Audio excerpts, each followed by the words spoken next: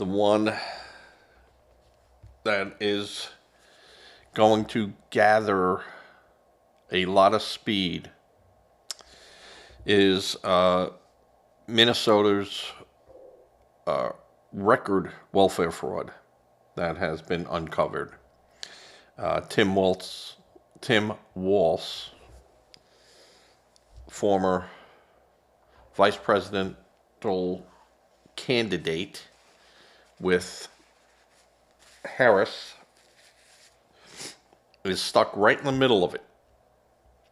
So Minnesota is experiencing a significant increase of welfare fraud, focusing on the pandemic era child nutrition program, but also involving other possible fraud in housing, aid, and autism therapy billing.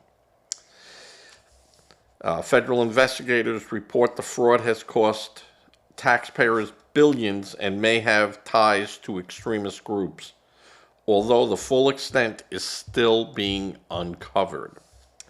So, the scale is huge. Federal prosecutors have called it the largest pandemic relief fraud in the country, with investigations ongoing and many more potential cases yet to be uncovered. Fraud has been committed through various schemes, including falsely billing for autism therapy, claiming fraudulent benefits for children, housing aid, and housing aid fraud. Investigators believe the money stolen has been used for a variety of purposes, including lavish purchases and potential funding of extremist groups.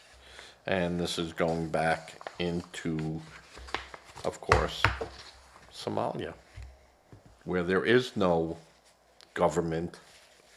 There's a country called Somalia, but it's lawless. It's nothing. There's no real government, being run by extremists. Further complicating matters is Minnesota government workers blame Walz for massive fraud amid allegations against the Somalian communities there. More than 400 current staff members say governor systematically retaliated against whistleblowers when this was brought to the state's attention.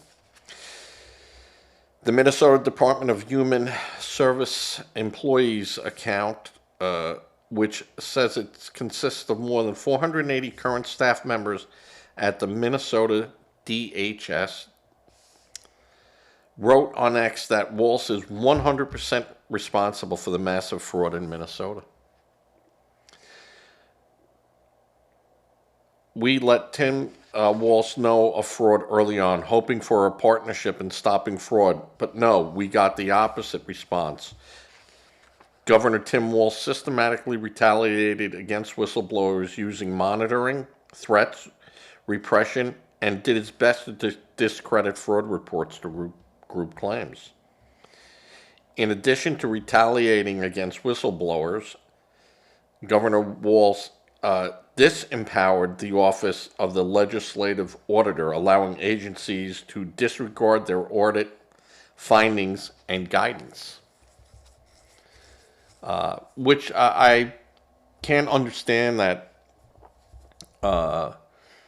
state legislators would allow that, to say we have a policy and our policy now is not to have or follow the policy, because that's basically what they did. Disempower the office of the legislative auditor, allowing agency to disregard their audit findings and guidance. That's what I said before. That is saying we have a policy, we're not going to follow the policy, and we're going to make it a policy of not following the policy.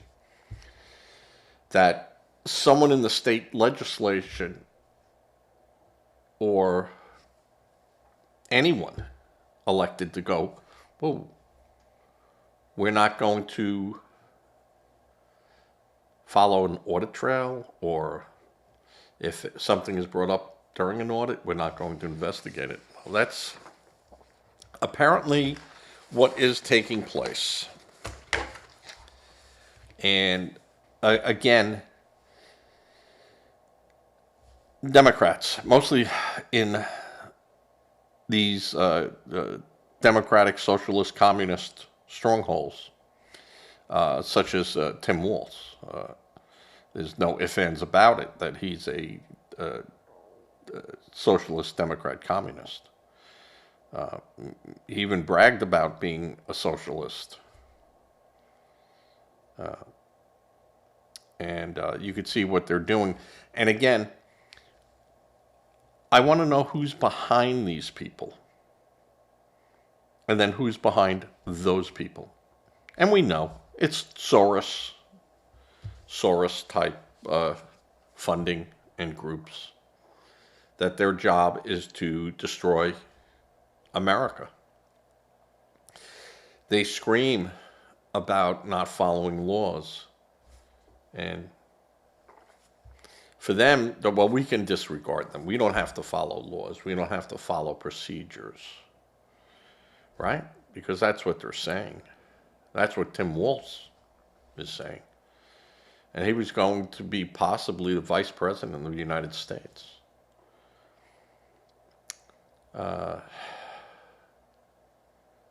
We have a problem in this country, folks. We have people that want to toss the Constitution away. You have you have them screaming, Second Amendment, Second Amendment, and then just throwing away. They just throw it away. We can't undo the Second Amendment. We can't undo the First Amendment. We can't undo the Fourth and Fifth Amendment. So we're just going to get rid of it all, and we'll keep the parts that we like, and the parts that we don't like, we'll get rid of. Because we're going to have a true democracy. You think that's going to happen, folks?